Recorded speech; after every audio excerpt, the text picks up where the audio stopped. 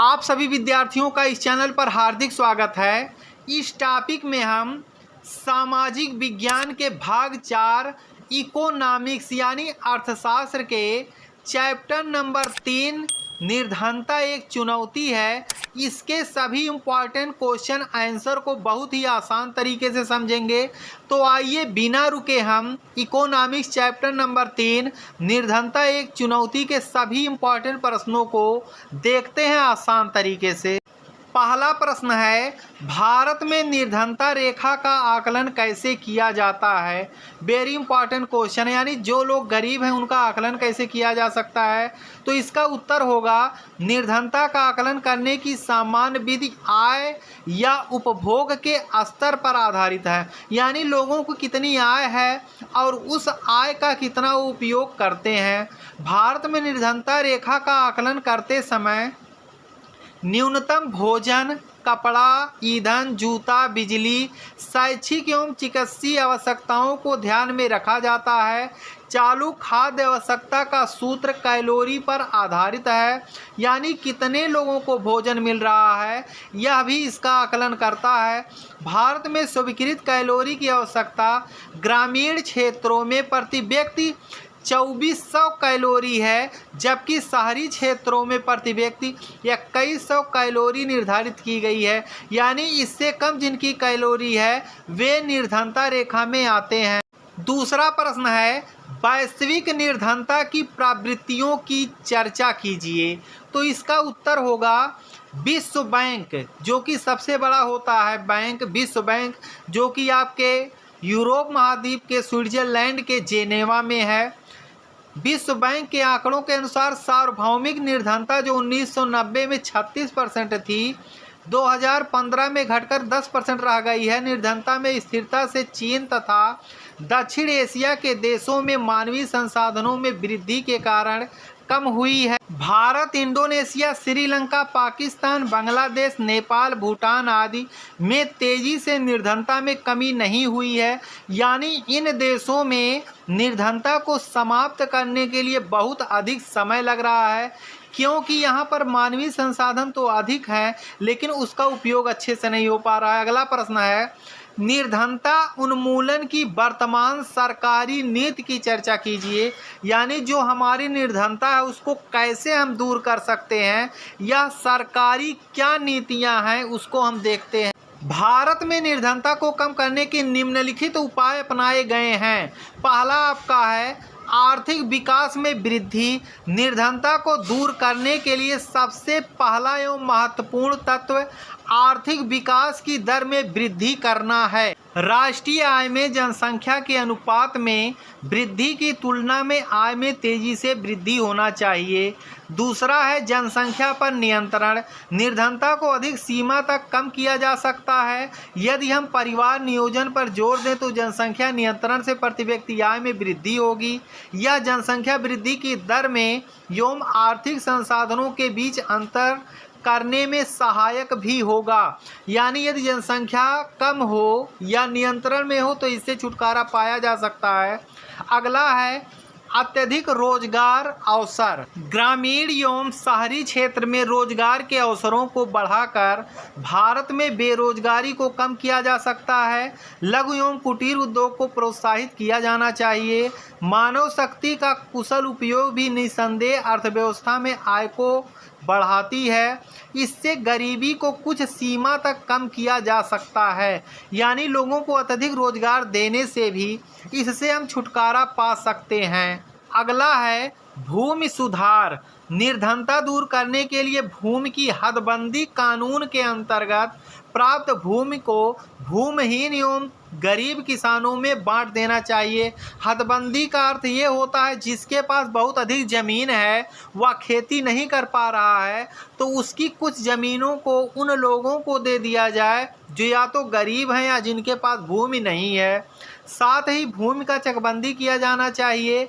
उपरोक्त तरीकों से भारत में निर्धनता को कम करने की सरकार की नीतियां चलाई जा रही हैं, यानी ये सभी नीतियां जिससे निर्धनता से छुटकारा पाया जा सके। अगला प्रश्न है, मानव निर्धनता से आप क्या समझते हैं। वेरी इंपॉर्टेंट क्वेश्चन है।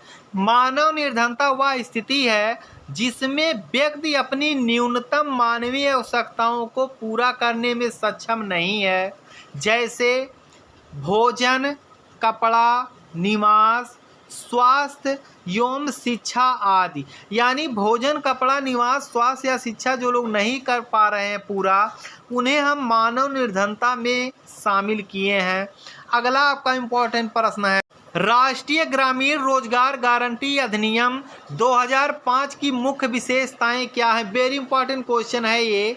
इसका उत्तर है राष्ट्रीय ग्रामीण रोजगार गारंटी अधिनियम 2005 की मुख्य विशेषताएं निम्न हैं।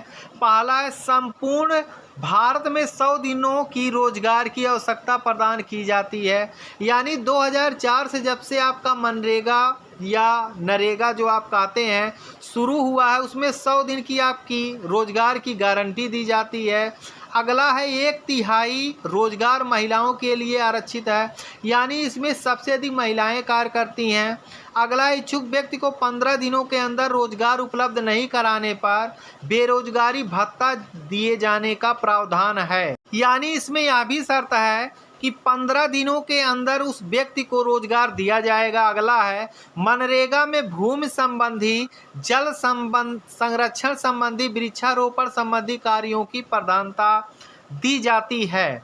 अगला इम्पॉर्टेंट प्रश्न है, गरीबी रेखा क्या है? आप लोग जानते हैं कि गांव में कुछ गरीबी रेखा का कार्ड बनता है गांव या शहरों में, जिसे हम लोग अंत्योदय कार्ड कहते हैं। इसका अर्थ क्या होता है? वह रेखा जो गरीब और गैर गरीबों को प्रति व्यक्ति आय एवं व्यय के आधार पर विभाजित किया गया है, उसी रेखा को गरीबी रेखा कहते हैं। यानी कि कितनी आय उनकी है और कितने वो लोग खर्च करते हैं, उसी के आधार पर गरीबी रेखा को बांटा गया है। अब अगला इम्पोर्टेंट जो आपका प्रश्न है, अंत्योदय क्या है? सुने होंगे गांव में अंत्योदय कार्ड। यानी अंत्योदय के अंतर्गत वे लोग आते हैं जो बहुत गरीब हों और जिनको हर महीने सरकार द्वारा राशन प्रदान किया जाता हो। तो आइए जानते हैं अंत्योदय क्या है। यह राज्य द्वारा गरीबों के जीवन स्तर के विकास के लिए प्रारंभ किया गया एक कार्यक्रम है। इस कार्यक्रम के अंतर्गत गरीब परिवारों को भूमि के आवंटन, घर के निर्माण के लिए वित्तीय सहायता, पशु के क्रय एवं लघु उद्योग के निर्माण के रूप में सहायता प्रदान की जाती है। इसी को ध्यान में रखते हुए जन वितरण के दुकान के माध्यम से अंत्योदय अन्न योजना की शुरुआत की गई है, जो गरीबों में भी गरीब को कम दरों पर अनाज उपलब्ध करवाया जाता है। यानी उनको प्रत्येक महीने में 35 किलो राशन उपलब्ध सरकार द्वारा कराया जाता है। अब अगला इम्पोर्टेंट प्रश्न है, गरीबी को दूर करने के लिए सरकार द्वारा प्रारंभ किए गए कार्यक्रम बताइए। यानी कौन कौन से कार्यक्रमों द्वारा सरकार जो है गरीबों के जीवन स्तर को सुधारने के लिए कार्य कर रही है, जिससे कि इससे हमें छुटकारा मिल सके। उत्तर है, सरकार ने गरीबी दूर करने के लिए कई प्रकार के कार्यक्रम की शुरुआत की है, जो निम्नलिखित है। पहला है महात्मा गांधी राष्ट्रीय ग्रामीण रोजगार गारंटी अधिनियम 2005, जिसे हम लोग मनरेगा कहते हैं। दूसरा है राष्ट्रीय काम के बदले अनाज योजना 2004 में लागू हुई है। अगला है प्रधानमंत्री रोजगार योजना, जो कि 1993 से प्रभावी रहा है। अगला है ग्रामीण रोजगार विकास योजना, जो कि 1995 से चल रही है। अगला स्वर्ण जयंती ग्राम स्वरोजगार योजना 1999 से। अगला प्रधानमंत्री ग्राम उद्योग योजना 2000 में। और अगला वेरी इंपॉर्टेंट अंत्योदय अन्न योजना, जो कि 2000 से चल रही है। सभी योजनाएं गरीबी को दूर करने के लिए सरकार द्वारा चलाए जा रहे हैं। अगला प्रश्न है, गरीबी का दुष्चक्र क्या है? तो गरीबी का दुष्चक्र का तात्पर्य गरीब का गरीबी के चंगुल में फंसा रहना है, उससे बाहर निकलना नहीं है। गरीबी के कारण पर्याप्त भोजन उपलब्ध नहीं होता है, आय के साधन सीमित हो जाते हैं, निरक्षरता, कुपोषण, बीमारी कमर तोड़ देती है। परिणाम स्वरूप गरीबी के दुष्चक्र में धंसा रह जाता है। गरीबी को जन्म देती है और उसका पालन पोषण भी करती है। इसी तरह गरीबी का कारण है और उसका परिणाम भी। यदि हमें इस गरीबी के दुष्चक्र से दूर होना है तो हमें शिक्षा, रहन सहन का स्तर और जनसंख्या नियंत्रण जैसे उपायों को करना होगा, जिससे कि हम इससे बच सकें और हम भी एक अच्छा जीवन यापन कर सकें। तो इसी तरह के इम्पॉर्टेंट क्वेश्चंस इस चैनल पर आप सभी लोगों को प्रोवाइड कराए जाते हैं। यदि आपको वीडियो पसंद आए तो लाइक कीजिए, नहीं तो डिसलाइक कीजिएगा। और इसके साथ साथ इस चैनल पर क्लास 6 से लेकर 12 तक के सभी विषयों को बहुत ही आसान तरीके से पढ़ाया जाता है। आप सभी विद्यार्थियों का वीडियो देखने के लिए धन्यवाद।